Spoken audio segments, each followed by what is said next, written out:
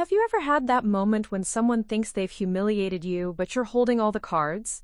When I heard my sister Madison call me a failure in front of her colleagues at her promotion party, I didn't cry or argue back. I simply smiled, walked out, and waited for Monday morning when she would discover that the judge she'd been bragging about impressing all evening was actually my direct subordinate. The look of horror on her face when she realized what she'd done told me everything I needed to know about how badly she'd miscalculated. Pause. But let me start from the beginning. Before we jump back in, tell us where you're tuning in from. And if this story touches you, make sure you're subscribed, because tomorrow, I've saved something extra special for you. My name is Alexandra Bennett, though most people call me Alex. I grew up in Denver, Colorado, the older daughter of two incredibly driven parents, who believed success was measured in achievements, accolades, and public recognition. My father, Robert Bennett, was a prominent corporate attorney who built his practice from the ground up. My mother, Catherine, was a surgeon who balanced a demanding career with raising two daughters she expected to follow in their ambitious footsteps. Madison and I were only 18 months apart, but we might as well have been from different planets. Where I was quiet and methodical, she was charismatic and outgoing. Where I preferred to work behind the scenes, she thrived in the spotlight. Our parents didn't intentionally pit us against each other, but their constant comparisons created a rivalry that defined our relationship from childhood. Madison was the golden child, student body president, homecoming queen, valedictorian. She had a gift for making people like her instantly, for commanding attention in any room she entered. Teachers loved her, classmates admired her, and our parents beamed with pride at every awards ceremony and school event where Madison inevitably took center stage. I was different, quieter, more analytical, someone who found satisfaction in solving complex problems rather than basking in applause. While Madison collected trophies and certificates, I spent my time reading legal journals and Supreme Court cases, fascinated by the intricate logic of judicial reasoning. By age 16, I knew I wanted to be a federal judge someday, not for the prestige, but because I was drawn to the intellectual rigor and the opportunity to shape legal precedent. Our parents supported both our ambitions, but their enthusiasm was markedly different. When Madison announced she wanted to become a prosecutor, they threw a celebration dinner. When I mentioned my interest in the federal judiciary, they smiled politely and suggested I start with something more realistic like corporate law. We both attended Stanford University, though Madison studied political science while I pursued a joint JD/PhD program in constitutional law. Even there, the pattern continued. Madison was elected to student government, joined a prestigious sorority, and networked her way into internships with high-profile district attorneys. I spent my time in the law library, researching obscure constitutional questions, and working as a research assistant for professors whose academic papers would later influence federal court decisions. After graduation, Madison landed a position with the Denver District Attorney's Office, quickly making a name for herself prosecuting high-profile cases. She had a talent for connecting with juries, for presenting complex legal arguments in ways that resonated with ordinary people. The local news stations loved her. She was photogenic, articulate, and always ready with a soundbite that captured the essence of whatever case she was handling. I took a different path. After clerking for a federal appeals court judge, I joined the Department of Justice in Washington, D.C., working in the Office of Legal Counsel. It wasn't glamorous work. Most people had never heard of the OLC, but it was intellectually challenging in ways that fulfilled me. We provided legal advice to the executive branch on constitutional questions, drafted opinions that shaped federal policy, and occasionally handled cases that would define the boundaries of federal power for generations. The work was demanding and often thankless. While Madison's prosecutorial victories made headlines in Denver, my contributions to landmark constitutional cases remained largely anonymous. The general public didn't know my name, and I preferred it that way.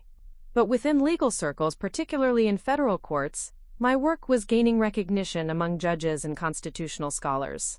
At family gatherings, the disparity in how our careers were perceived became increasingly obvious. Madison would regale our parents with stories of courtroom victories, media interviews, and political connections she was building. Our father would listen with obvious pride, offering strategic advice about her next career moves and introducing her to influential contacts in his network. When it was my turn to share updates about my work, the conversation would invariably shift to generalities. Constitutional law was seen as too abstract, too removed from the real world, where Madison was making a tangible difference fighting crime and protecting victims. Even when I tried to explain the significance of cases I was working on, decisions that would affect millions of Americans, the glazed looks around the dinner table told me they didn't quite understand why anyone would choose such an obscure specialty. The pattern extended beyond our immediate family. At social events, when people learned Madison was a prosecutor, they were immediately engaged, asking about her most interesting cases, and whether she'd ever prosecuted anyone famous. When they discovered I worked for the Justice Department, the response was polite but distant. Federal administrative law wasn't exactly cocktail party conversation. Madison never deliberately diminished my achievements, but she didn't need to. Her natural charisma and the public nature of her work meant she was always the center of attention. She genuinely believed she was more successful than I was, and most people who knew us casually would have agreed with that assessment. What they didn't see was the trajectory both our careers were actually on. Madison was indeed successful as a prosecutor, but she was still handling cases assigned to her by superiors, following guidelines established by others. Her influence, while growing, was limited to individual prosecutions within a single jurisdiction. My work, meanwhile, was contributing to the legal framework that shaped how courts across the entire country interpreted constitutional questions. The briefs I wrote and the cases I helped prepare were creating precedents that would influence judicial decisions for decades. More importantly, my academic work, articles published in law reviews, speaking engagements at constitutional law symposiums, was building a reputation among the federal judges, who would ultimately decide if I was qualified for appointment to the bench myself. 3 years ago, I received the call that would change everything. Senator Patricia Williams, chair of the Senate Judiciary Committee, wanted to meet with me about a potential nomination to the federal bench. At 34, I would be among the youngest federal judges ever appointed, but my academic credentials and government service record had impressed the right people. The confirmation process was grueling, but successful. Within 6 months, I was sworn in as a United States District Judge for the District of Colorado, with chambers in downtown Denver. It was a dream realized earlier than I had ever imagined possible, and it represented not just personal achievement, but the opportunity to shape legal precedent in ways that would outlast my own career. The irony wasn't lost on me that I was returning to Denver as a federal judge just as Madison was hitting her stride as a prosecutor. We would likely cross paths professionally, though the nature of our roles meant I would be presiding over cases while she would be arguing them. A reversal of our childhood dynamic that I found oddly satisfying. I decided not to make a big announcement about my appointment. Federal judicial nominations are public record, of course, but they don't generate the same media attention as high-profile prosecutions. Madison knew I'd been nominated. Our parents had mentioned it in passing, but I don't think any of them fully grasped what it meant. To them, I was still just Alex, pursuing her abstract legal career in the shadows of Madison's more visible success. This became particularly clear during family conversations about my work. When I tried to explain the significance of being appointed to the federal bench, the response was polite but lukewarm.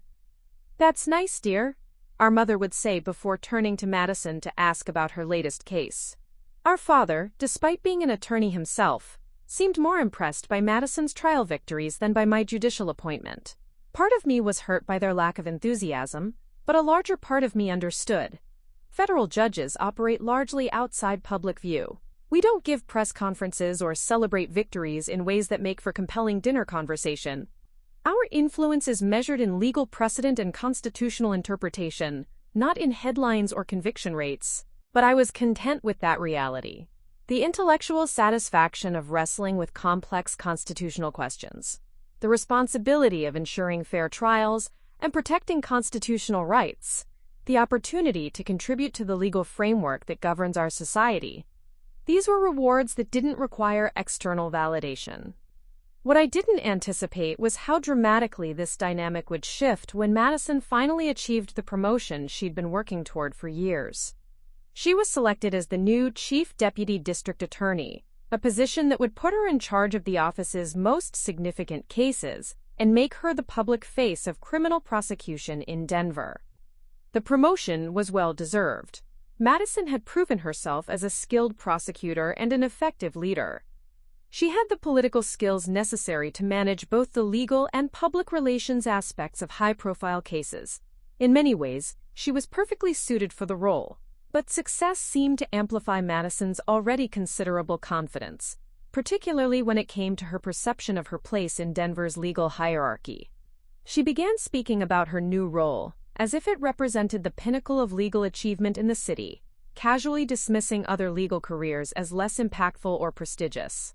This attitude became evident during a family dinner 2 weeks before her promotion party. Madison was explaining her new responsibilities when she made an offhand comment about how nice it must be for me to have a quiet little job where I didn't have to deal with the pressure of real consequences. "I mean, constitutional theory is interesting and all," she said with a patronizing smile, "but at the end of the day, I'm the one actually putting criminals behind bars and making the community safer. That's what real legal work looks like." Our parents nodded approvingly, and I chose not to respond. How could I explain that the quiet little job she was dismissing involved making decisions that would affect the constitutional rights of every person who appeared in my courtroom? How could I point out that the legal framework I helped establish would govern how prosecutors like her could conduct their cases? Instead, I simply smiled and asked her about the details of her promotion ceremony. Let her have this moment, I thought. There would be time later for her to understand the full scope of what each of us actually did. Na smiled. I had no idea how prophetic that thought would turn out to be. Ma smiled. Preparing and narrating this story took us a lot of time, so if you are enjoying it, subscribe to our channel. It means a lot to us. Now back to the story. The invitation to Madison's promotion party arrived on embossed cardstock, the kind of formal announcement that screamed importance. "Please join us in celebrating Madison Bennett's appointment as Chief Deputy District Attorney," it read in elegant script. The venue was the prestigious Denver Country Club, and the guest list included everyone who mattered in Denver's legal and political circles. I stared at the invitation for a long moment, recognizing the calculated nature of every detail. Madison had always understood the power of perception, and this party was designed to cement her position as Denver's rising legal star. The location, the timing, even the wording, everything was crafted to send a message about her new status in the city's hierarchy. What struck me most was the guest list attached to the invitation. Names I recognized from my own professional circles, including several attorneys who regularly appeared before my court. Judge Harrison Mitchell, a respected state court judge who'd been on the bench for over 2 decades. District Attorney Robert Chen, Madison's new boss and a formidable political figure. City Councilwoman Sarah Thompson, who'd been making noise about running for mayor. Even a few federal prosecutors from my former colleagues at the Justice Department. It was an impressive gathering, one that would undoubtedly generate significant media coverage and further elevate Madison's profile.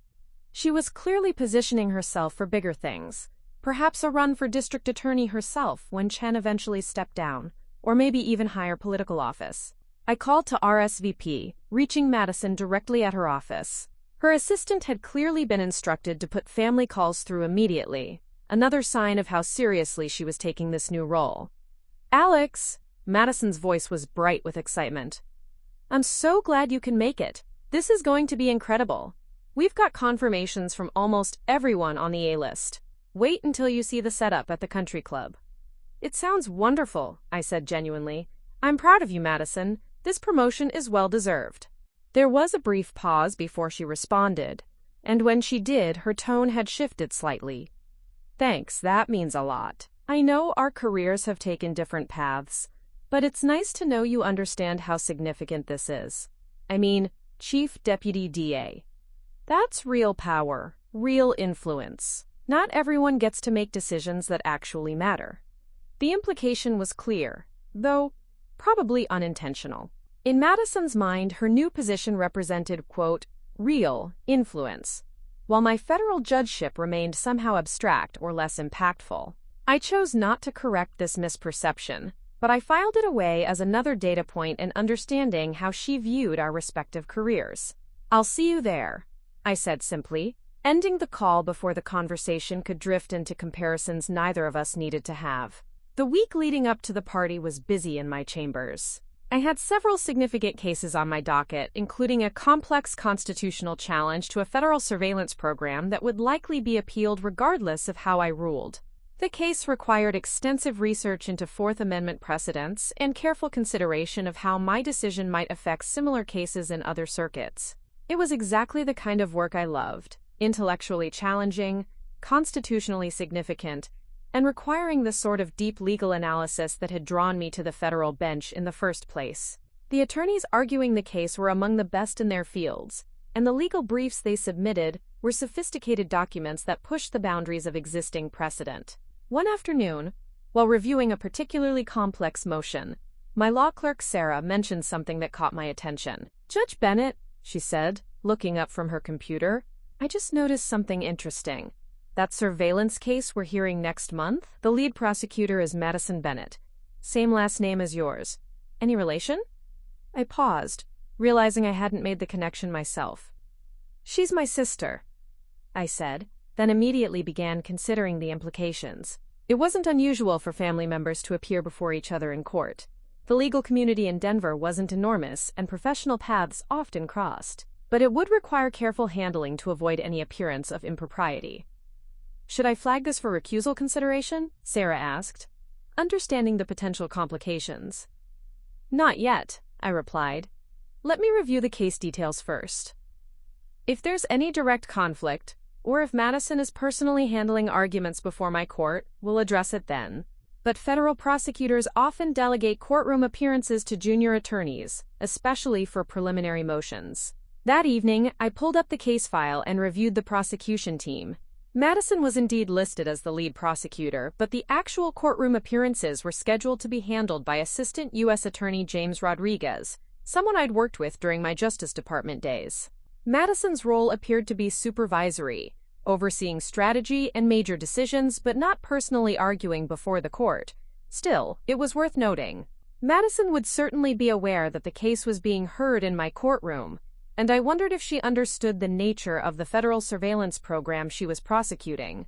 The constitutional questions involved were precisely the sort of complex Fourth Amendment issues that required deep understanding of federal precedent, the kind of expertise I'd developed during my years at the Justice Department, but that most prosecutors, even experienced ones, rarely encountered.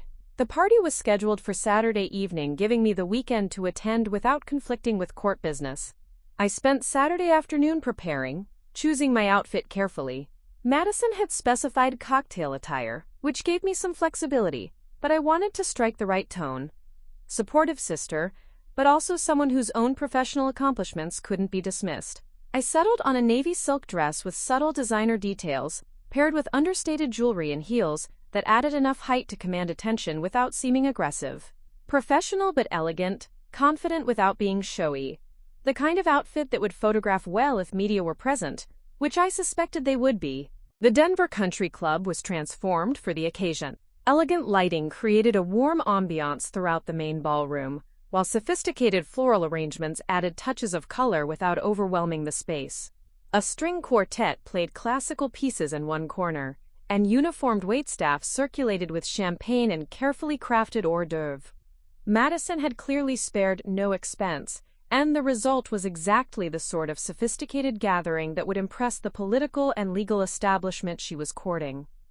Everything from the menu to the music conveyed success, taste, and attention to detail, qualities essential for someone positioning herself for higher office.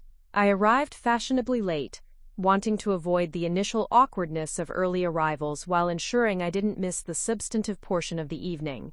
The parking lot was filled with luxury cars and black sedans with government plates, confirming that Madison had indeed attracted the audience she'd hoped for. Inside, the party was in full swing. I recognized faces from newspaper photos and local television coverage. Politicians, judges, prominent attorneys, business leaders who shaped Denver's economic landscape. Madison had achieved exactly what she'd intended. assembling the city's power brokers in a setting that celebrated her ascension to their ranks. Madison herself was holding court near the center of the room, stunning in a red dress that perfectly complemented her blonde hair and confident demeanor. She was surrounded by a group that included Judge Mitchell, D.A. Chen, and several city council members, clearly savoring her moment as the evening's focal point. I approached the bar first, ordering a glass of wine, and taking a moment to observe the crowd. The conversations I could overhear were exactly what you'd expect at such a gathering: discussion of pending legislation, speculation about upcoming elections, analysis of recent court decisions that would affect local policy. What struck me was how naturally Madison commanded this environment. She moved through the crowd with practiced ease, remembering personal details about guests, making connections between people who could benefit from knowing each other, positioning herself as the hub around which Denver's legal community revolved. "Alex Bennett?" a voice said behind me.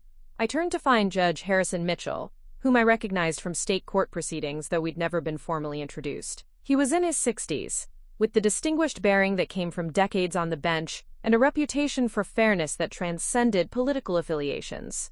"Judge Mitchell," I replied, extending my hand. "It's a pleasure to meet you." "The pleasure is mine," he said, his expression curious. "I've been hearing interesting things about your work on the federal bench. That surveillance case coming up. Quite complex constitutional questions involved." I nodded carefully, aware that we were discussing a pending case in a social setting. "It's certainly challenging. The Fourth Amendment implications are significant." "Indeed they are," Mitchell agreed. "Madison mentioned she's prosecuting that case. Must be interesting having family on both sides of the federal system." Something in his tone suggested he wasn't entirely clear about the relationship between Madison's role and my jurisdiction. "Madison is certainly accomplished," I said diplomatically, though I should note that federal and state courts handle quite different matters. "Our paths don't often cross professionally." Judge Mitchell nodded, though I sensed some confusion remained. Before he could ask for clarification, Madison appeared at my elbow, having apparently spotted our conversation from across the room. "Judge Mitchell," she said warmly, inserting herself into our discussion with characteristic confidence. "I see you've met my little sister Alex. Isn't it wonderful that she's found her niche in federal court? So much quieter than what we deal with in criminal prosecution." The casual dismissiveness of her comment was unmistakable, though delivered with a smile that made it seem almost affectionate. Judge Mitchell's eyebrows rose slightly, and I could see him processing Madison's characterization of federal court work as somehow lesser than state criminal prosecution. "Your sister is quite accomplished," Judge Mitchell said carefully. "Federal constitutional law is challenging work." Madison laughed lightly. "Oh, absolutely. All that theoretical stuff is perfect for Alex. She always preferred the academic side of law. Not everyone is cut out for the real-world pressure of criminal prosecution, where your decisions actually affect people's lives immediately." I felt my jaw tighten at the implication that federal court decisions somehow didn't affect real people or have immediate consequences. But this wasn't the time or place for a debate about judicial impact, particularly with Madison clearly enjoying her moment in the spotlight. "Both roles are important," I said evenly, then excused myself to refresh my drink. As I moved away from their conversation, I realized this party was going to be more challenging than I'd anticipated. Madison wasn't just celebrating her promotion. She was actively establishing her position in Denver's legal hierarchy, and that apparently included defining my role as subordinate to hers. The evening was young, and already I could see how this was going to unfold. I spent the next hour circulating through the party, engaging in the kind of polite professional conversations that form the backbone of legal community events. What became increasingly clear was that Madison had been very strategic about how she'd positioned herself, and by extension, how she'd positioned me, in the minds of Denver's legal establishment. At least 3 different conversations followed a similar pattern. Someone would recognize my name, make the connection to Madison, and then express surprise that Madison's sister had ended up in federal court. The phrasing was always telling, not "Federal Judge Alex Bennett's sister Madison," but rather the inverse, as if my identity was inherently secondary to hers. "Oh, you're Madison's sister," exclaimed City Councilwoman Sarah Thompson when we were introduced. "She's told us so much about your work. How wonderful that you found something that suits your temperament Federal court must be so peaceful compared to the chaos of criminal prosecution. The assumption that federal court was somehow less demanding or significant than state criminal prosecution was becoming a recurring theme. I began to realize that Madison hadn't just been dismissive in our private conversations. She'd been actively shaping how others in Denver's legal community viewed my career. Federal court certainly has its own challenges, I replied diplomatically to Thompson. Constitutional questions can be quite complex, and the precedents we establish often affect legal practice nationwide. Thompson nodded politely, but I could see the glazed look that indicated she didn't quite grasp the significance of what I was describing. In her mind, as in many others here, real legal work meant visible victories, media coverage, and immediate public impact. Federal constitutional law, with its long-term precedential effects and scholarly complexity, didn't register as equally important. The pattern continued when I spoke with Dr. Patricia Williams, a prominent psychiatrist who consulted on high-profile criminal cases. "Madison speaks so highly of your academic work," she said with what I was beginning to recognize as coded condescension. "It must be satisfying to have found your niche in the theoretical side of law." Theoretical had become the operative word, I realized.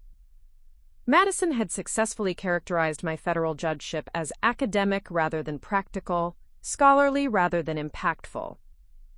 It was a subtle but effective way of diminishing my professional standing without appearing to criticize directly. What made this particularly frustrating was that many of the people at this party were sophisticated enough to understand the significance of federal court work if they thought about it carefully. Judge Mitchell, for instance, was an experienced jurist who certainly knew that federal judges wielded considerable constitutional authority. But Madison's framing had created a narrative that was easier to digest. Successful prosecutor sister and academic lawyer sister, one dealing with real crime and real consequences, the other handling abstract legal theories. I was contemplating how to address this dynamic when I spotted a familiar face across the room. James Rodriguez, the assistant U.S. attorney who would be arguing the surveillance case in my court, was speaking with a group near the windows. James and I had worked together at the Justice Department, and he was one of the few people here who truly understood the scope and significance of federal constitutional work. I made my way over to him, grateful for the prospect of a conversation with someone who wouldn't need education about federal jurisdiction or constitutional precedent. "Alex!" James greeted me warmly. "What a pleasant surprise. I didn't expect to see you here." "Madison's my sister," I explained, noting the brief flicker of surprise in his eyes. "Ah," he said, clearly processing this information. "That explains the invitation. Though I have to say, it's going to be interesting working that surveillance case with your sister supervising and you presiding." "Actually," I said quietly, "I'm not sure Madison fully understands the jurisdictional aspects of that case. She may not realize it's being heard in federal court rather than state court." James frowned. "Really? She's been very involved in strategy sessions. I assumed she understood we were dealing with federal constitutional questions. This was news to me. If Madison was actively participating in strategy for a case being heard in my courtroom, the situation was more complex than I'd realized. Federal prosecutors don't typically involve state prosecutors in constitutional strategy unless there are overlapping jurisdictional issues, which this case didn't have." "How involved has she been?" I asked carefully. "Quite involved," James replied.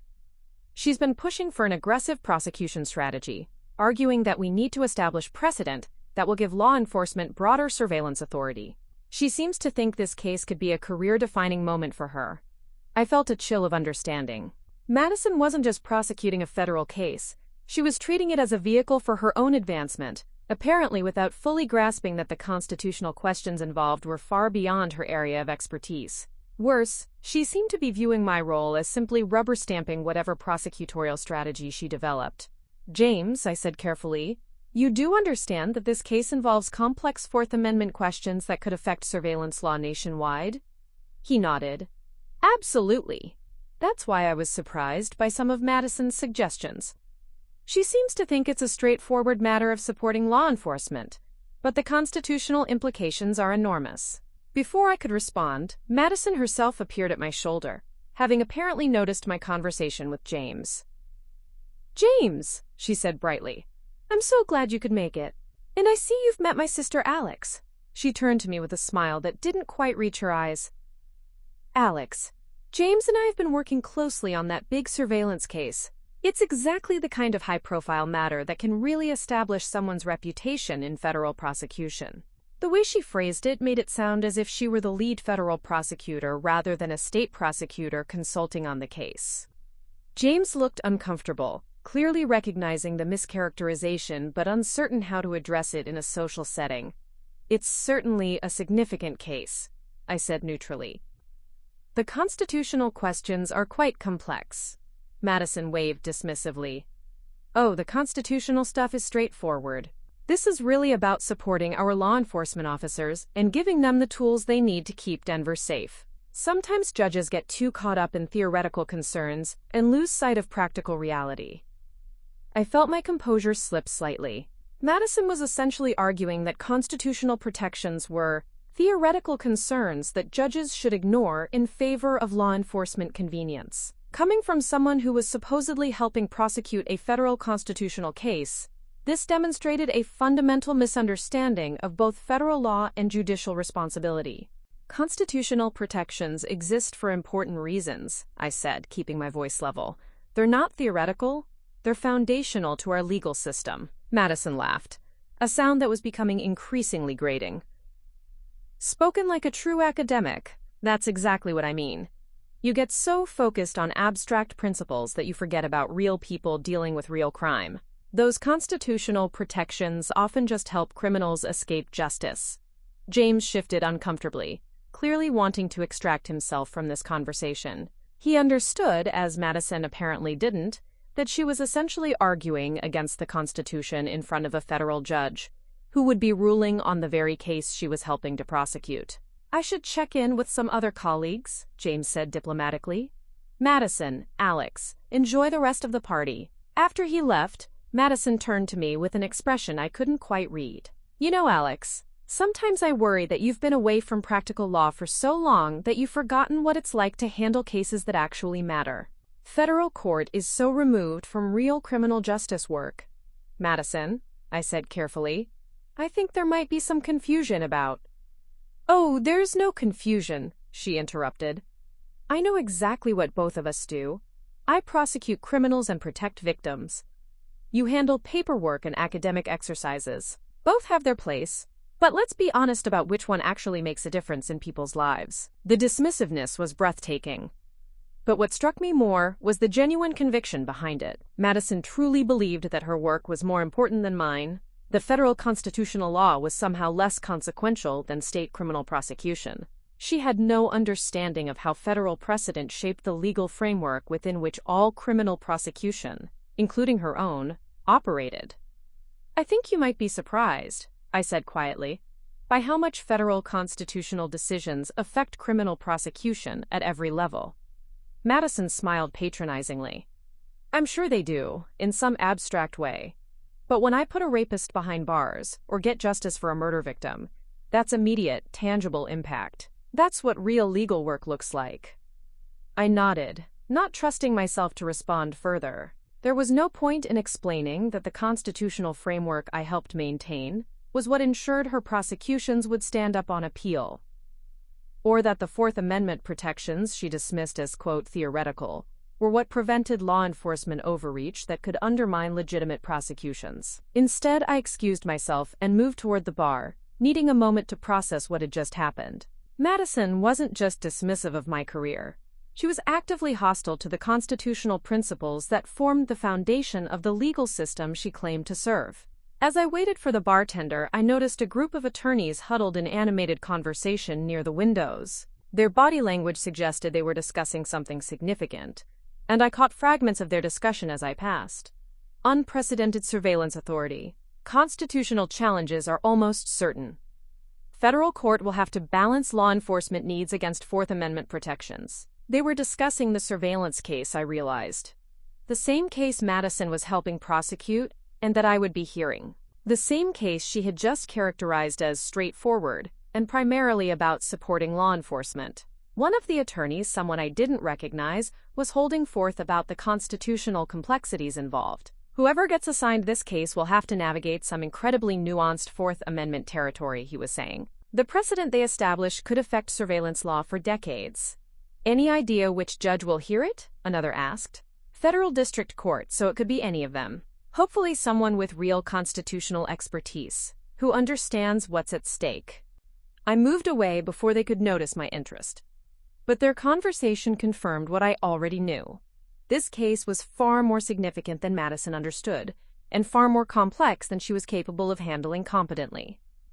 The irony was almost overwhelming. Here was Madison, celebrating her promotion by diminishing my career, while simultaneously helping to prosecute a case that would be decided in my courtroom, according to constitutional principles she dismissed as theoretical. But the evening was far from over, and I had a growing sense that Madison's misunderstanding of our respective roles was about to become even more problematic. The party had reached that peak moment where alcohol had loosened tongues and professional facades were beginning to slip. Madison had clearly been drinking steadily throughout the evening, not enough to appear intoxicated, but sufficient to amplify her natural confidence into something approaching arrogance. I watched from across the room as she held court with an increasingly large circle of admirers. District Attorney Chen was there, along with 2 city council members, several prominent defense attorneys, and a journalist from the Denver Post who was taking notes for what would undoubtedly be a glowing profile piece. Madison Bennett represents the new generation of prosecutors, I heard her saying as I moved closer. We're not content to just follow precedent or hide behind constitutional technicalities. We're focused on results, on actually protecting the community instead of getting lost in academic debates about legal theory.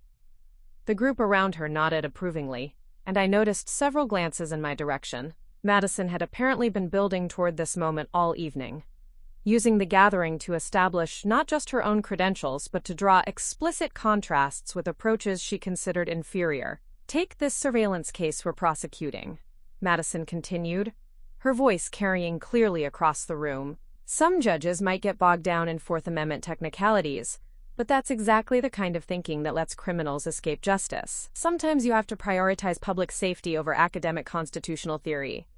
My blood ran cold. She was essentially previewing her prosecution strategy for a case that would be heard in my courtroom, doing so in front of journalists and political figures who would likely remember these comments.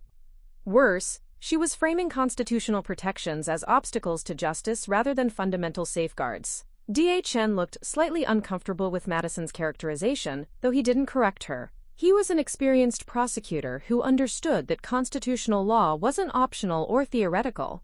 It was the framework within which all legitimate prosecution had to operate. But politically, opposing Madison's tough-on-crime rhetoric would be difficult in this crowd. I decided I needed to hear this conversation more clearly. Moving closer, I positioned myself where I could listen without appearing to eavesdrop. The problem with some federal judges, Madison was saying, warming to her theme, is that they're so removed from actual criminal justice work that they treat constitutional questions like intellectual puzzles rather than practical decisions about public safety. They forget that real people are being victimized while they debate abstract legal principles. Judge Mitchell, who had joined the group, looked troubled. Madison, constitutional protections exist for important reasons. The Fourth Amendment isn't an academic exercise. It's what prevents law enforcement overreach. Madison waved dismissively. Of course constitutional protections are important in theory, Judge Mitchell, but when you're dealing with sophisticated criminals who exploit every technicality, sometimes you have to prioritize results over process. The surveillance methods we're defending have already prevented 3 terrorist attacks and 17 major drug operations. This was news to me, and I suspected it was news to James Rodriguez as well. The case I was scheduled to hear involved a single incident of questionable surveillance, not a broad program with the track record Madison was describing. Either she was dramatically mischaracterizing the scope of the case, or there were aspects of the prosecution I wasn't aware of. Besides, Madison continued, most federal judges handling constitutional questions have never actually prosecuted a criminal case. They don't understand the practical realities of keeping communities safe. They approach these decisions like law professors writing academic papers instead of public servants protecting citizens.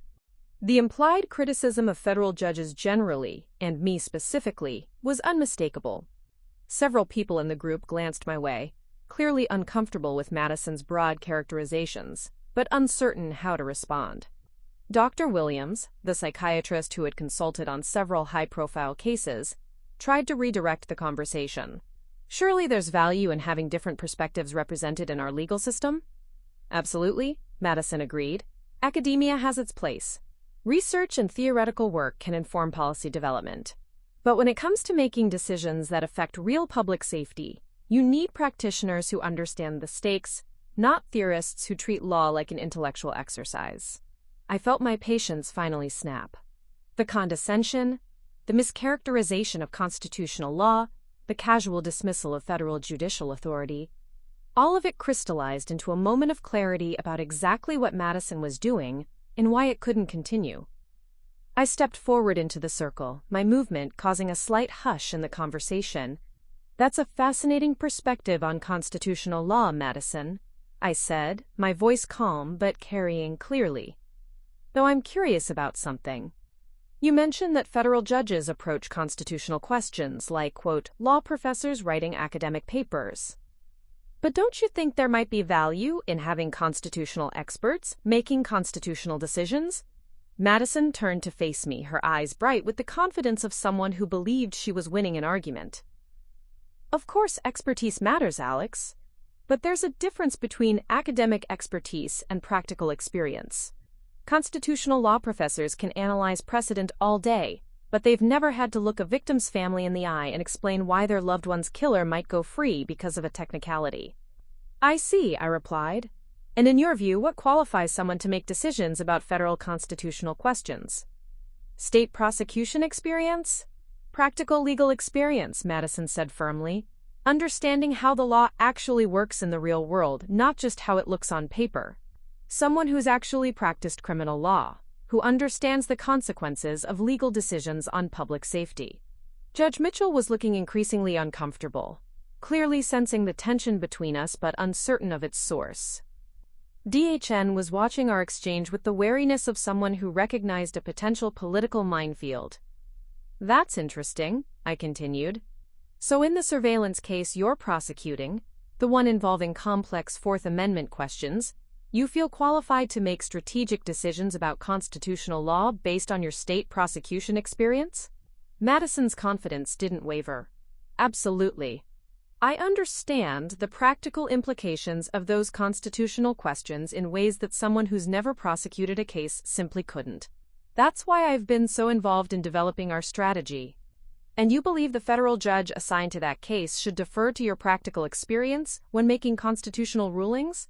"I believe," Madison said, her voice taking on a slightly sharper edge, "that judges should consider the real-world impact of their decisions instead of getting lost in theoretical constitutional debates. Some federal judges are so disconnected from practical law enforcement that they treat constitutional questions like academic exercises." The group around us had grown silent, sensing that this exchange had moved beyond casual party conversation into something more significant. I could see confusion on several faces. People who knew I was a lawyer but weren't sure why this particular topic seemed to be generating such tension. "Madison," I said quietly, "can I ask you something specific about that surveillance case?" "Of course," she replied, clearly confident in her expertise. "Do you know which federal judge will be hearing it?" Madison shrugged. "It's being assigned through the normal rotation. Could be any of the federal district judges in Colorado." "Why?" I felt a smile tug at the corners of my mouth. "Just curious about your thoughts on the judicial assignment process. You seem to have strong opinions about federal judges' qualifications for constitutional cases." "I do," Madison said firmly. "And I stand by everything I've said. Too many federal judges treat constitutional law like an intellectual hobby, instead of recognizing their responsibility to protect public safety. When I argue cases before federal court, I always have to account for the possibility that the judge might prioritize academic constitutional theory over practical justice." The irony was almost painful. Madison was describing her strategy for arguing before federal judges as if she were some kind of expert on federal court practice, apparently unaware that she was speaking to the federal judge who would actually be ruling on her case. "That must be challenging," I said. "Planning arguments for judges you consider unqualified to make the decisions they're required to make." "It is," Madison agreed. "But you adapt. You have to assume you're dealing with someone who's never handled real criminal cases, so you focus on explaining the practical consequences of different constitutional interpretations. You try to educate them about how law enforcement actually works." D.A. Chen was beginning to look seriously uncomfortable, and I noticed James Rodriguez had joined the outer edge of our circle, his face pale as he listened to Madison's characterization of federal judges and federal court practice. "Education is important," I agreed. "Though I imagine most federal judges appreciate lawyers who understand federal jurisdiction and constitutional precedent rather than those who need to educate the court about basic legal principles." Madison's eyes narrowed slightly, perhaps sensing criticism in my tone, though not understanding its source. "Alex, I know you've spent time in federal court, but there's a difference between handling administrative matters and actually litigating significant constitutional questions. When you're prosecuting cases that could set precedent affecting law enforcement nationwide, you need a level of practical expertise that most federal court work simply doesn't provide." I nodded thoughtfully. "You're absolutely right that precedent-setting cases require careful handling. The decisions made in those cases can affect legal practice for decades." "Exactly," Madison said, warming to what she perceived as agreement. "That's why it's so important to have experienced prosecutors involved in developing strategy. Someone who understands the real-world implications, not just the theoretical constitutional principles. And you feel your experience prosecuting state cases qualifies you to develop strategy for federal constitutional litigation?" "My experience prosecuting criminal cases, period," Madison corrected. "Federal or state, criminal law is criminal law. The constitutional principles are the same, and the practical considerations are the same. What matters is understanding how to protect public safety while working within legal constraints." I could see James Rodriguez shaking his head slightly, clearly appalled by Madison's oversimplification of federal constitutional law. Judge Mitchell was looking increasingly troubled, beginning to understand that Madison's views on federal courts were not just uninformed but potentially problematic. "That's a unique perspective," I said carefully. "I'm sure the federal judge assigned to your surveillance case will find your approach educational." Madison smiled, completely missing the subtle irony in my response. "I hope so. Federal judges need to understand that constitutional decisions have real consequences in the real world. Someone has to help them see beyond the academic theories they're used to dealing with." The moment had arrived. Madison had so thoroughly established her position, her dismissal of federal constitutional expertise, her belief in her own superior qualifications, her condescending attitude toward federal judges, that what came next would be entirely her own doing. I looked around the circle of faces watching our exchange, noting the mix of confusion, discomfort, and growing understanding among those who were beginning to grasp the implications of what they were hearing. "Madison," I said quietly, "there's something I think you should know." The circle of people around us had grown larger, drawn by the intensity of our exchange. I could see faces I recognized from throughout the evening: Judge Mitchell, D.A. Chen, City Councilwoman Thompson, Dr. Williams, and at least a dozen other prominent figures in Denver's legal and political community. James Rodriguez stood at the back, his expression a mixture of horror and fascination as he watched Madison dig herself deeper into a hole she didn't even know existed. Madison looked at me expectantly, clearly confident that whatever I was about to say would support her position, or at least acknowledge her expertise. Her smile was that particular expression of patronizing patience she'd perfected over the years, the look she gave when she was about to educate someone she considered less informed than herself. "Madison," I repeated quietly, "there's something I think you should know about that surveillance case you've been discussing." "Oh," she said, tilting her head with amused interest. "What's that?" I paused for a moment, looking around the circle of faces watching us. Some looked curious, others uncomfortable, and a few, particularly Judge Mitchell and James Rodriguez, were beginning to show signs of understanding what was about to happen. "The federal judge assigned to hear that case," I said, my voice carrying clearly in the sudden quiet, "is me." The silence that followed was absolute. Madison's smile froze on her face, her eyes widening as she processed what I'd just said. Around us, I could hear sharp intakes of breath and see expressions of shock, confusion, and dawning realization. "What?" Madison whispered, the color draining from her face.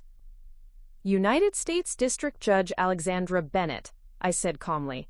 "I was confirmed to the federal bench 8 months ago. The surveillance case you've been helping to prosecute, the one where you've been developing strategy based on your belief that federal judges are unqualified to handle constitutional questions, that case is on my docket. It's scheduled for preliminary hearings next month." Madison stared at me as if I were speaking a foreign language. That's not possible. You work in administrative law. You handle paperwork and theoretical questions. I'm a federal district judge, Madison. I handle all federal cases assigned to my court, including criminal prosecutions, civil rights violations, and yes, complex constitutional questions involving Fourth Amendment protections. The crowd around us was completely silent now, everyone understanding that they were witnessing something extraordinary. Madison had spent the evening systematically criticizing federal judges to a room full of legal professionals, only to discover that her primary target was actually the federal judge who would be ruling on her case. "But you never said," Madison began, then stopped, her voice trailing off as she realized the implications of her situation. "You never asked," I replied gently. "You assumed that because my work wasn't covered in the local news, it wasn't significant. You characterized federal constitutional law as theoretical and academic, without ever inquiring about what I actually do." Judge Mitchell stepped forward, his expression grave. "Madison, are you telling us that you've been involved in developing prosecution strategy for a case without knowing which judge would be presiding?" Madison's eyes darted around the circle, clearly looking for support or escape, but finding neither. We knew it would be federal court, but the specific assignment..." "The specific assignment was made 3 weeks ago," I said quietly. "It's public record. Any attorney involved in the case would have received notification." James Rodriguez cleared his throat. "Actually, Your Honor, all the attorneys on our team were notified. The prosecution team received copies of the assignment order." The Your Honor caused another ripple of shock through the crowd. Suddenly, everyone understood not just that Madison had been criticizing the judge who would hear her case, but that she'd been doing so in the presence of that judge, and that judge was her own sister. Madison's face went through a series of expressions: confusion, embarrassment, anger, and finally something approaching panic. "Alex, I didn't know. I mean, I knew you were nominated for something, but I didn't realize..." "You didn't realize because you never asked for details," I said calmly. "You assumed that because federal court work doesn't generate local media coverage, it wasn't important. You decided that state criminal prosecution was inherently more significant than federal constitutional law." D.A. Chen stepped forward, his political instincts recognizing a crisis that needed immediate management. "Perhaps we should discuss this privately." "Oh, I think we're past the point of private discussion," interrupted City Councilwoman Thompson, who had clearly grasped the political implications of what was unfolding. "Madison, are you saying you've been publicly criticizing federal judges without knowing that your own sister is a federal judge?" Madison looked around desperately. "I wasn't criticizing Alex specifically. I was talking about federal judges generally." "You were talking about the qualifications of federal judges to handle constitutional questions," Judge Mitchell said sternly. "You stated that federal judges are, quote, so removed from actual criminal justice work that they treat constitutional questions like, quote, intellectual puzzles. You said federal judges approach decisions like law professors writing academic papers instead of public servants protecting citizens." The precision of Judge Mitchell's recall was devastating. Madison had made these statements in front of a room full of witnesses, including several people who were now clearly documenting her words for future reference. "Those weren't personal attacks," Madison said weakly. "They were observations about systemic issues in federal court." "Systemic issues," I repeated. "Including your belief that federal judges should defer to state prosecutors' practical experience when making constitutional rulings." Madison's mouth opened and closed without sound. She was beginning to understand the magnitude of her situation, but still seemed unable to fully grasp how completely she had undermined herself. Dr. Williams, who had been watching the exchange with professional fascination, spoke up. "Madison, you do realize that everything you've said tonight could be considered prejudicial to your case? You've essentially argued that the presiding judge is unqualified to hear it." "That's not what I meant," Madison protested, but her voice lacked conviction. "What did you mean?" I asked gently. "When you said that federal judges need to be educated about how law enforcement actually works. When you suggested that constitutional protections are, technicalities that interfere with justice. When you stated that federal judges prioritize academic constitutional theory over practical justice." Each question landed like a physical blow. Madison had built her entire evening's presentation around criticizing exactly the kind of judicial approach I was known for, and she had done so while positioning herself as someone uniquely qualified to guide federal constitutional decisions. "Alex, please," Madison said, her voice now barely above a whisper. I was talking about general principles. I wasn't referring to you personally." "But you were referring to me professionally," I pointed out. "Every criticism you made about federal judges' qualifications applies directly to the judge who will be hearing your case. Me." The silence stretched on, broken only by the sound of someone's phone buzzing and the distant noise of the party continuing in other parts of the country club. Our circle had become an island of uncomfortable tension in what was supposed to be a celebration. "Shud." Himes Rodriguez finally spoke up. "Your Honor, if I may, I think there's been a significant misunderstanding about Ms. Bennett's role in this case. She's been consulting on strategy, but she's not the lead prosecutor. The federal prosecution team has been receiving strategic input from someone who apparently believes the presiding judge is unqualified to handle the case," I finished.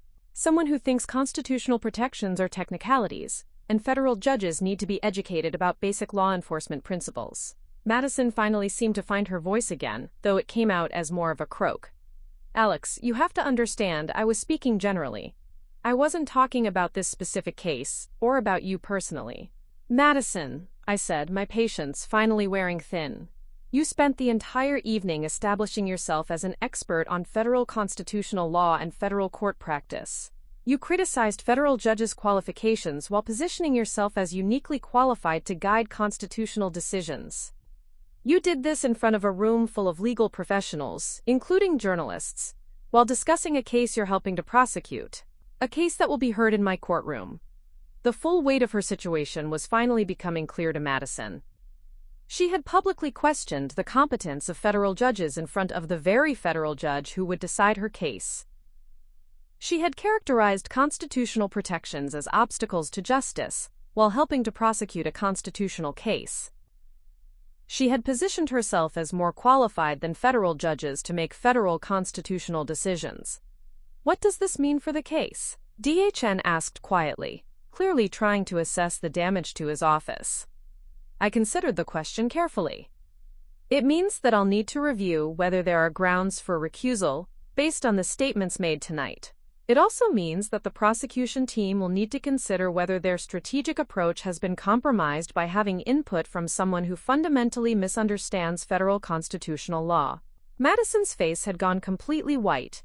"Alex, please, I made a mistake. I didn't know." "You didn't know because you never bothered to learn," I said firmly. "You assumed that because my work wasn't visible in the way yours is, it wasn't important. You decided that federal constitutional law was somehow less significant than state criminal prosecution. You did this despite having a law degree and despite working in the legal system." Judge Mitchell was shaking his head in what appeared to be genuine dismay. "Madison, this is exactly the kind of behavior that undermines public confidence in our legal system. Prosecutors must understand and respect the constitutional framework within which they operate. I do understand, Madison protested desperately. I respect constitutional law. I was just making general observations about how federal judges are unqualified to make federal constitutional decisions, I interrupted. About how constitutional protections are technicalities that interfere with justice. About how your practical experience makes you more qualified than federal judges to guide constitutional interpretation. Each point hit home with devastating accuracy. Madison had backed herself into a corner from which there was no graceful escape. Every attempt to minimize or explain her statements only made them sound worse in the context of what everyone now knew. The party had effectively ended for our group. The celebration that was supposed to establish Madison as Denver's rising legal star had become a public demonstration of her fundamental misunderstanding of the legal system she claimed to serve. And the evening wasn't over yet. The news spread through the party like wildfire. Within minutes, small groups were forming throughout the ballroom, voices hushed but animated as people processed what they had just witnessed. I could see heads turning in our direction, whispered conversations behind raised hands, and the unmistakable energy of a social scandal unfolding in real time. Madison stood frozen in the center of our circle, her face cycling through expressions of disbelief, embarrassment, and growing panic. The confident prosecutor who had held court just minutes earlier was gone, replaced by someone who clearly understood that her career had just suffered a potentially catastrophic blow. "I need to," Madison started, then stopped, apparently unable to finish the thought. She looked around desperately, as if searching for an escape route that didn't exist. D.A. Chen stepped closer to Madison, his voice low but firm. "We need to talk immediately. In private." He turned to me with the careful respect one shows a federal judge, even in social settings. "Your Honor, I apologize for this situation. My office will be reviewing our protocols to ensure this kind of misunderstanding doesn't happen again." I nodded acknowledgement of his apology but said nothing. There would be time later for formal discussions about how the prosecution had allowed someone with such fundamental misunderstandings to influence federal case strategy. Judge Mitchell approached me as the crowd began to disperse. "Alex, Your Honor, I have to say, I've never seen anything quite like this." Madison's comments tonight. He shook his head. "In 30 years on the bench, I've never witnessed a prosecutor so thoroughly undermine their own case before it even went to trial. It's certainly unprecedented," I agreed quietly. "Will you be able to continue with the case, or will this require recusal?" It was a fair question, and one I'd been considering since the moment Madison revealed the depth of her misconceptions. "I'll need to review the situation carefully. The statements made tonight raise serious questions about whether the prosecution team can proceed effectively, regardless of which judge hears the case." James Rodriguez had been hovering at the edge of our conversation, clearly wanting to speak with me but uncertain of the protocol. I caught his eye and nodded for him to approach. "Your Honor," he said, his voice strained, "I need you to know that the federal prosecution team was not aware of the extent of Ms. Bennett's misunderstandings about federal court jurisdiction. Her role was supposed to be limited to providing background on local law enforcement procedures." "But she's been involved in strategy development?" I asked. James looked uncomfortable. "Yes, ma'am. She's been quite vocal about her opinions on how the case should be approached. Some of her suggestions were—" He paused, searching for diplomatic language. "Inconsistent with federal constitutional precedent." This was worse than I had initially thought. Madison hadn't just been making uninformed comments at a party.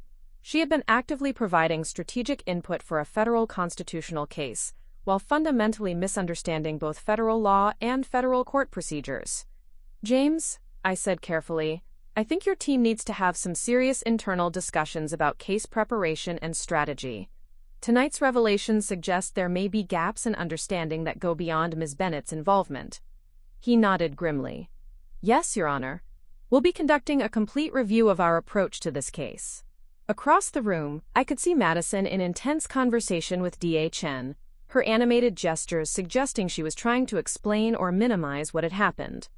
Chen's body language was not encouraging. His arms were crossed, his expression stern, and he kept glancing around as if worried about who might be watching their conversation. Dr. Williams approached our group, her expression mixing professional curiosity with social awkwardness. "I have to ask," she said quietly, "is this kind of thing common in legal circles? Prosecutors not knowing which judge will hear their case?"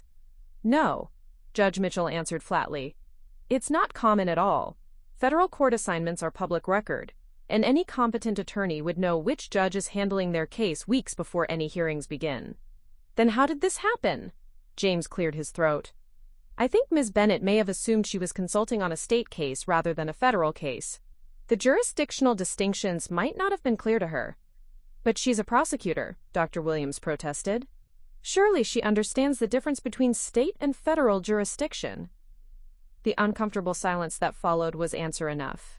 Madison's comments throughout the evening had made it clear that she didn't fully grasp the complexities of federal constitutional law, despite her confidence in discussing it.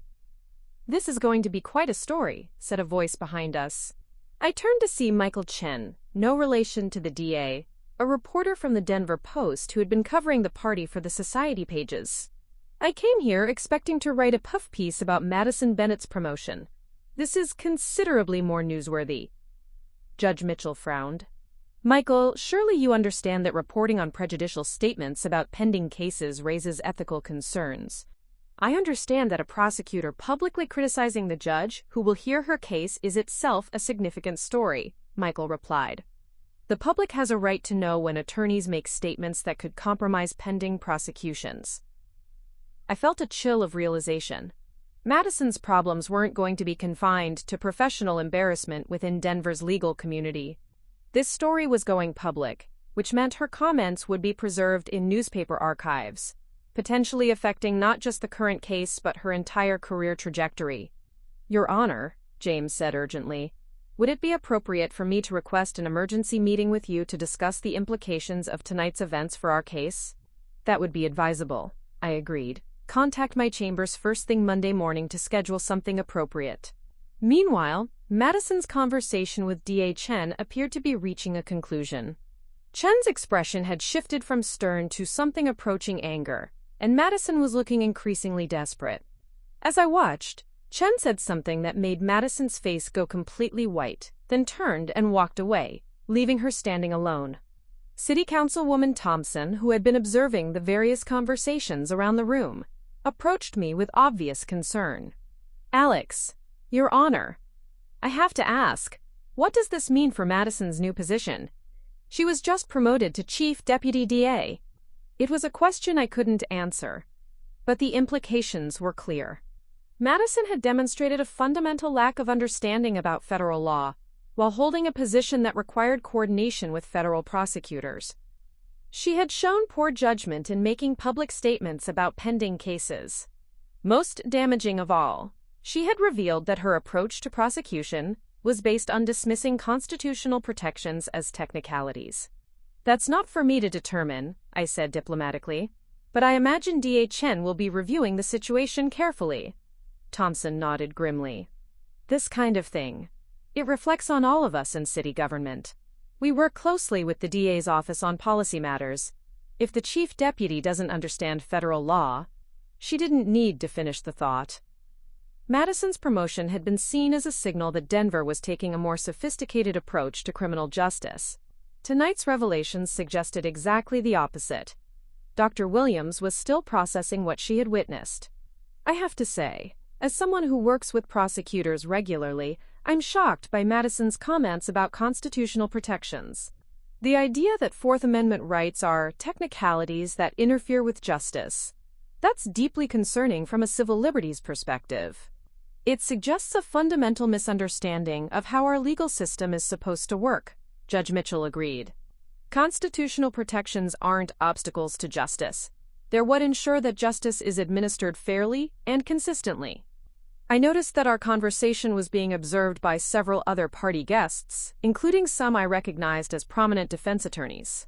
Madison's comments about constitutional protections being technicalities would certainly be remembered if any of them found themselves arguing cases in her jurisdiction. A new voice joined our group. "Excuse me, Your Honor." I turned to see Rebecca Martinez, a civil rights attorney who had argued several cases in federal court. I couldn't help but overhear some of the conversation about tonight's events. Are we really talking about a prosecutor who doesn't understand federal constitutional law? That seems to be the case, Judge Mitchell replied gravely. Rebecca shook her head in amazement. I've been practicing civil rights law for 15 years, and I've never encountered anything like this. How does someone reach the level of Chief Deputy DA without understanding basic constitutional principles? That's an excellent question, said a familiar voice behind us. We turned to see our parents approaching, both looking confused and concerned. They had apparently heard fragments of conversation and were trying to understand what was happening. Dad, Mom, I said, suddenly realizing they were about to learn about my judicial appointment in the worst possible way. Alex, what's going on? My mother asked. People are saying something about you being a judge, and Madison looks like she's about to be sick. I took a deep breath, realizing that my parents' lack of understanding about my career was about to become very apparent to everyone present. Mom, Dad, I need to explain something. I was appointed to the federal bench 8 months ago. I'm a United States District Judge. My mother blinked in confusion. But you work in administrative law. You handle paperwork. No, Mom. I'm a federal judge. I handle all types of federal cases, including criminal prosecutions and constitutional law matters. My father, despite being an attorney himself, looked genuinely puzzled. When did this happen? Why didn't you tell us? I did tell you. I told you about the nomination process, the confirmation hearings, the swearing-in ceremony. You congratulated me, but I don't think you understood what it meant. The painful truth was becoming clear to everyone present. My own parents had been as dismissive of my federal court appointment as Madison had been, treating it as some kind of administrative promotion rather than one of the most significant judicial appointments in the state. But Madison said you handle theoretical work, my mother protested weakly. Madison was wrong, Judge Mitchell interjected firmly. Your daughter holds one of the most important judicial positions in Colorado. Federal district judges handle cases that affect constitutional law nationwide. The expression on my parents' faces was a mixture of shock, embarrassment, and dawning realization. They were beginning to understand not just that they had failed to grasp the significance of my career, but that they had done so in front of Denver's entire legal establishment. Oh my God, my father whispered. Alex, I'm so sorry. I didn't realize. We didn't understand. And that, said Michael Chen, the reporter, who had been quietly taking notes throughout this exchange, is exactly how this story happened. A family so focused on one daughter's visible success that they completely overlooked the other daughter's far more significant achievements. The truth of his observation was devastating, but undeniable. Madison's promotion party had revealed not just her own misconceptions, but the broader pattern of assumptions that had allowed those misconceptions to develop unchallenged. As I looked around at the faces surrounding me, some sympathetic, some shocked, some clearly calculating the political implications of what they had witnessed, I realized that tonight had changed everything, not just for Madison, but for our entire family. The party had transformed from celebration to crisis management.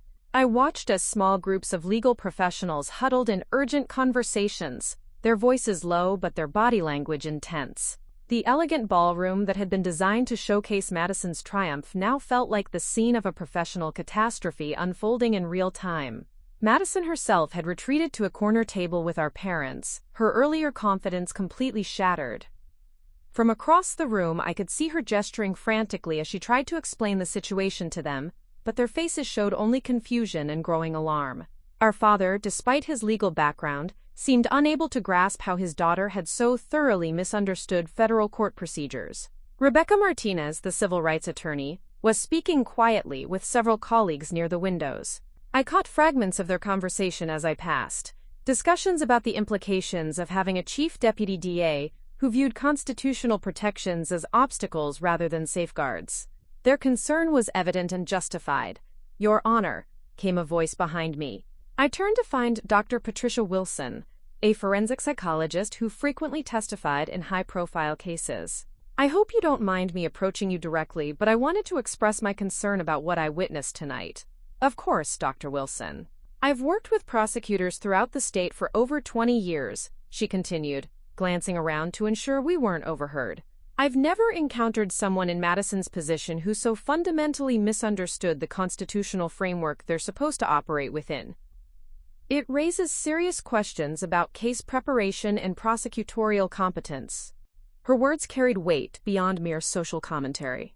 Dr. Wilson's expert testimony had been crucial in numerous cases, and her assessment of prosecutorial competence could influence how defense attorneys approached cases involving the DA's office. "I appreciate your candor," I replied carefully, maintaining the judicial neutrality required even in social settings. "There's something else," Dr. Wilson said, lowering her voice further. "I've been retained to testify in 3 upcoming cases where the DA's office is seeking maximum sentences. After tonight, I have serious concerns about whether the prosecution's constitutional analysis is sound." Madison's comments suggest an approach to criminal justice that prioritizes convictions over due process. The implications were staggering. If Dr. Wilson withdrew her cooperation or testified about prosecutorial overreach, it could affect multiple cases and further damage the DA's office reputation. Madison's comments weren't just embarrassing, they were creating practical obstacles to effective prosecution. Across the room, I noticed James Rodriguez in conversation with several federal prosecutors who had attended the party. Their expressions were grave, and I suspected they were discussing how to salvage the surveillance case that had become the center of tonight's controversy. Judge Mitchell approached, his expression deeply troubled. "Alex, I've been thinking about the broader implications of tonight's events. Madison's comments about federal judges needing to be, quote, educated about law enforcement realities.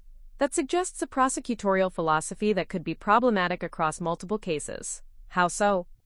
"If she's been advising other prosecutors that constitutional protections are technicalities to be minimized, we could be looking at a pattern of prosecutorial misconduct extending far beyond the federal surveillance case. State courts might need to review cases where her office took unusually aggressive constitutional positions." This possibility hadn't occurred to me, but Judge Mitchell's concern was well-founded. Madison's statements tonight suggested she had been operating under fundamental misconceptions about constitutional law for some time. Any cases where she had provided strategic guidance might now be subject to scrutiny. "That's a serious allegation," I said carefully. "It's a serious situation," Judge Mitchell replied. "The defense bar is already talking. I've overheard at least 3 conversations about filing motions challenging prosecutorial decisions in recent cases. Madison's comments tonight could be used as evidence of prosecutorial bias against constitutional protections." The domino effect was accelerating. What had begun as social embarrassment was evolving into a legal crisis that could affect dozens of criminal cases and undermine public confidence in the DA's office. My attention was drawn to a commotion near the entrance to the ballroom. D.A. Chen was speaking intensely with 2 people I didn't recognize, a man and woman in business attire who had the unmistakable bearing of crisis management professionals. The speed with which they had arrived suggested that Chen had called for damage control immediately after his conversation with Madison. "Crisis management consultants," observed Michael Chen, the reporter, who had appeared beside me. "Chen's trying to get ahead of this story before it explodes completely. Will it explode?" I asked, curious about his professional assessment. "Your Honor, this story has everything: family drama, legal incompetence, constitutional questions, and a prosecutor who publicly undermined her own case. It's going to be front-page news, and it's going to have legs. The legal community will be analyzing this for months." His prediction was sobering, but likely accurate. Madison's comments had been made in front of too many witnesses, with too many implications, to remain contained within Denver's legal circles. Dr. Williams rejoined our conversation, her expression thoughtful. "I've been thinking about the psychological aspects of what we witnessed tonight. Madison's complete confidence while making statements that were professionally devastating. It suggests a level of self-deception that goes beyond simple ignorance." "What do you mean?" Michael asked, his reporter's instincts sensing a deeper story. Madison appeared genuinely convinced that she was more qualified than federal judges to make constitutional decisions. That level of confidence in the face of such fundamental misunderstanding suggests someone who has been operating in an echo chamber where their misconceptions were never challenged. I thought about our family dinners, where Madison's prosecutorial victories had been celebrated, while my federal court work was dismissed as theoretical. Dr. Williams was right. Madison had been receiving validation for her dismissive attitude toward federal constitutional law, allowing her misconceptions to calcify into confident ignorance. Speaking of echo chambers, Judge Mitchell interjected, I just had a very enlightening conversation with your parents, Alex. They seemed genuinely surprised to learn about the significance of your judicial appointment. They didn't understand what federal district judge meant. They thought it was some kind of administrative position, Judge Mitchell said with barely concealed dismay. Your father, despite being an attorney, apparently believed federal court work was primarily paperwork processing. When I explained that you handle cases that establish constitutional precedent nationwide, he looked like someone had told him the earth was flat.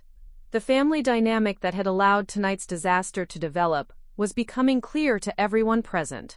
Madison's misconceptions hadn't developed in isolation.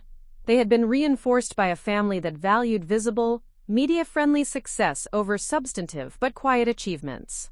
That explains a lot about how this situation developed, Dr. Williams observed. If Madison's own family didn't understand or value federal constitutional work, she would have had no reason to educate herself about it. But she's a prosecutor, Michael protested. Constitutional law is fundamental to criminal justice. How could she reach the level of Chief Deputy DA without understanding basic federal jurisdiction? Judge Mitchell sighed heavily. Because state criminal prosecution and federal constitutional law operate in different spheres most of the time.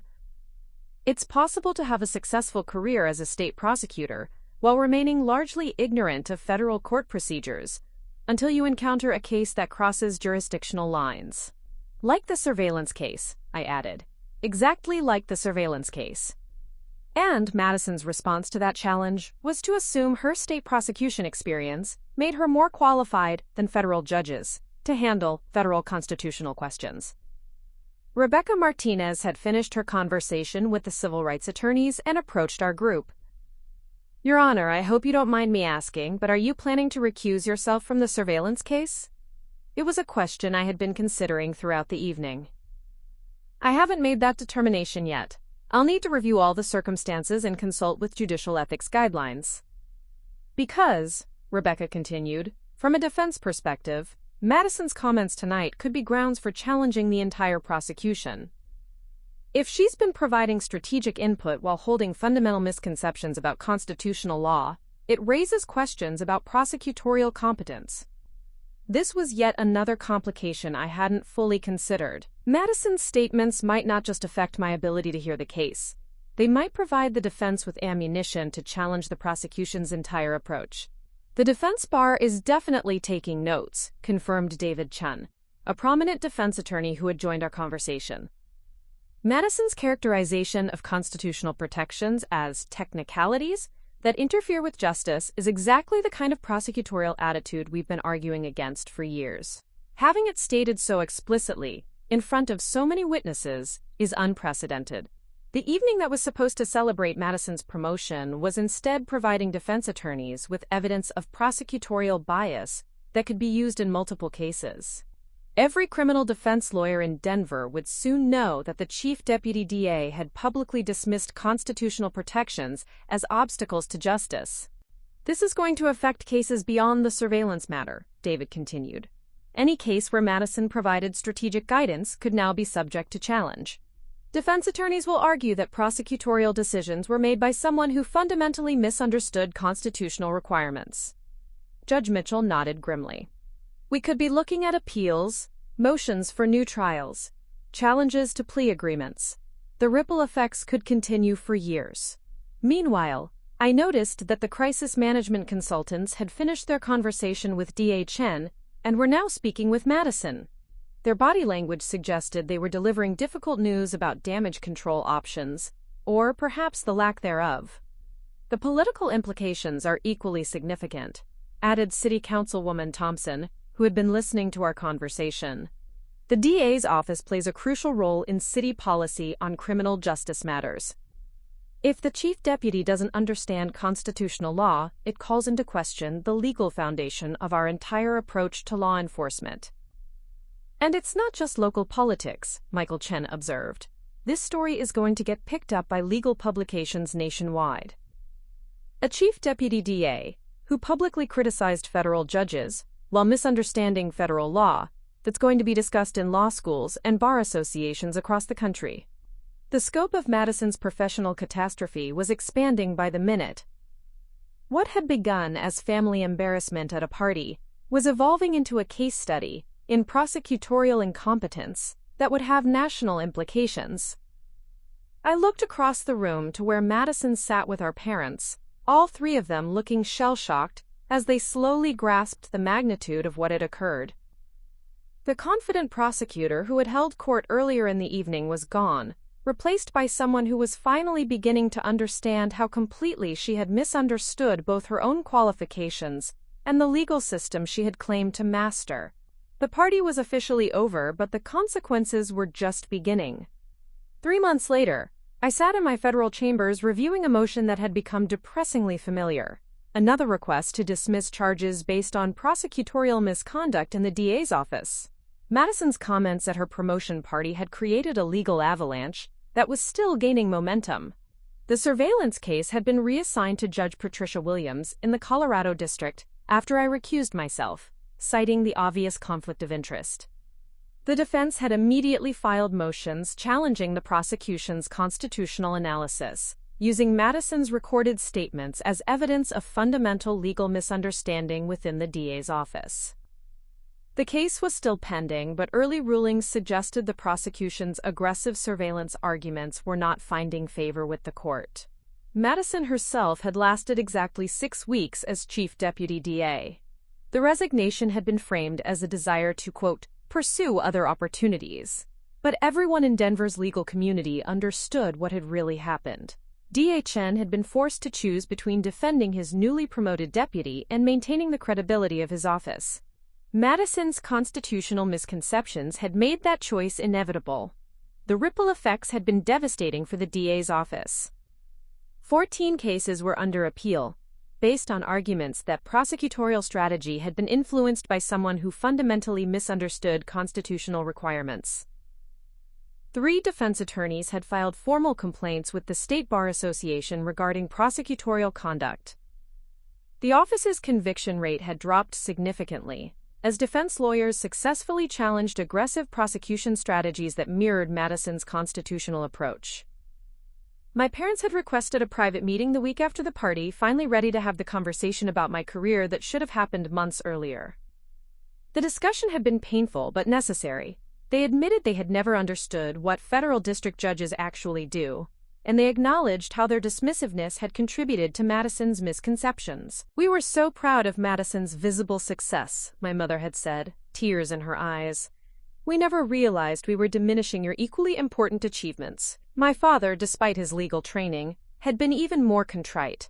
"Alex, I'm ashamed to admit that I never took the time to understand what constitutional law actually involves. I treated your expertise like some kind of academic hobby instead of recognizing it as fundamental to our entire legal system." The healing process was ongoing, but at least it had begun. Madison had tried to contact me several times in the weeks following the party, but I had maintained professional distance while the legal implications of her statements were still being sorted out.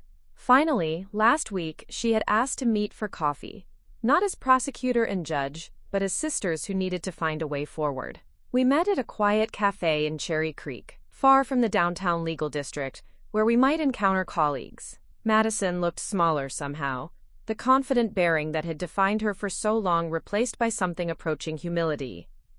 "Alex," she began quietly, "I owe you an apology that goes far beyond what happened at the party." I waited, letting her find her words. "I spent years dismissing your work as theoretical and unimportant because I didn't understand it. Worse, I actively encouraged others to see it the same way. I realize now that my ignorance damaged both your reputation and my own professional competence." Madison, constitutional law is complex. Not understanding it initially isn't the problem. The problem, she interrupted, is that I was arrogant enough to think I didn't need to understand it. I assumed that because my prosecutorial work was visible and yours wasn't, mine was more important. I was so wrong, and my arrogance cost me everything. She had accepted a position with a small criminal defense firm, ironic, considering her previous dismissal of defense work as somehow inferior to prosecution. The role paid significantly less than her DA position and carried none of the political influence she had been building toward, but it was allowing her to rebuild her understanding of criminal law from the ground up. "I'm learning constitutional law properly now," she continued. "My new firm specializes in appellate work, so I'm finally getting the education I should have pursued years ago. It's humbling to realize how much I didn't know." "How are you handling the transition?" Madison managed a rueful smile. "It's been difficult. The legal community has a long memory. And, quote, the prosecutor who criticized federal judges while not understanding federal law isn't exactly a marketable reputation. But some attorneys were willing to give me a second chance, especially after I admitted my mistakes publicly. The public admission had been a calculated risk that seemed to be paying off."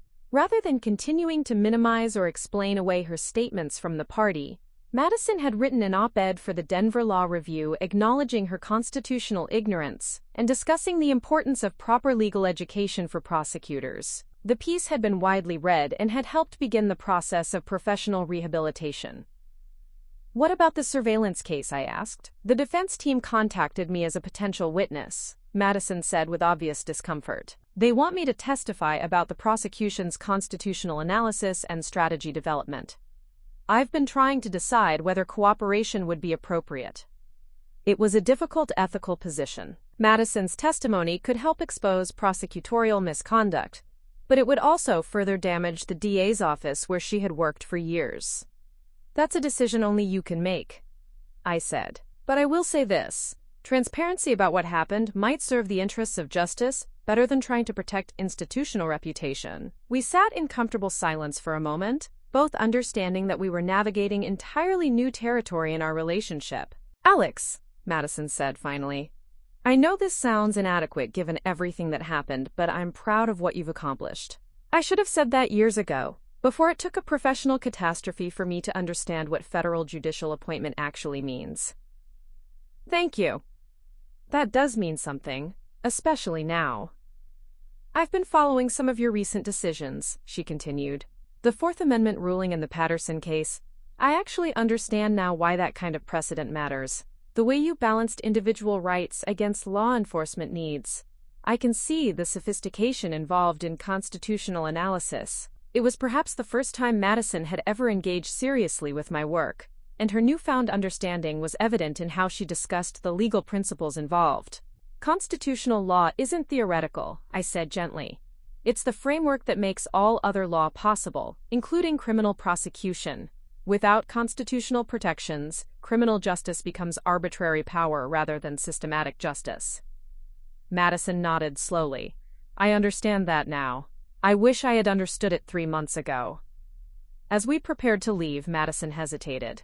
"Alex, do you think there's a way back from this? Professionally, I mean. Will I always be known as the prosecutor who didn't understand constitutional law?" I considered her question carefully. Reputations can be rebuilt, but it takes time and consistent demonstration of competence. The fact that you're taking constitutional education seriously now, that you're willing to acknowledge your mistakes publicly, those are important steps. But it's going to be a long road. "Yes," I agreed, "but it's a road worth traveling. And Madison? For what it's worth, I think you're handling this with more grace than a lot of people would manage." 6 months later, the Denver legal community had largely moved on to other scandals and controversies. But the lessons from Madison's promotion party continued to resonate. The DA's office had implemented mandatory constitutional law training for all prosecutors. Several law schools had added the case to their curricula as an example of how professional arrogance can lead to ethical failures. The State Bar Association had updated its continuing education requirements to ensure prosecutors maintained competency in federal constitutional law. Madison had found her footing at the defense firm and was slowly rebuilding her reputation through careful, competent work on appellate cases. She would never regain the political influence she had been building toward, but she was becoming a better lawyer, one who understood the constitutional framework within which criminal justice operates. As for me, the experience had reinforced my commitment to judicial education and constitutional scholarship. I had begun writing more frequently about the intersection of federal and state criminal law, hoping to prevent other prosecutors from falling into the same misconceptions that had derailed Madison's career. The promotion party that was supposed to celebrate Madison's ascension to Denver's legal elite had instead become a cautionary tale about the dangers of professional arrogance and constitutional ignorance. But it had also become something unexpected, a catalyst for genuine learning, professional growth, and ultimately a more honest relationship between two sisters who had spent too many years misunderstanding each other's work. Sometimes the most devastating failures create opportunities for the most meaningful successes. Madison had learned that lesson the hard way, but she had learned it thoroughly. And in the end, that education was worth more than any promotion could have been. Up next, you've got 2 more standout stories right on your screen. If this one hits the mark, you won't want to pass these up. Just click and check them out. And don't forget to like, subscribe, and turn on the notification bell so you don't miss any upload from us.